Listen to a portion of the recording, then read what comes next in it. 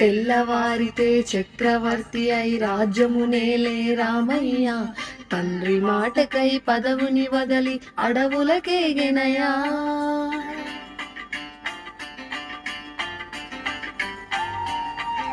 మహిలో జనులను కావగ వచ్చిన మహావిష్ణు అవతారమయ, ఆలిని రక్కసుడపహరించితే ఆక్రోశించెనయా.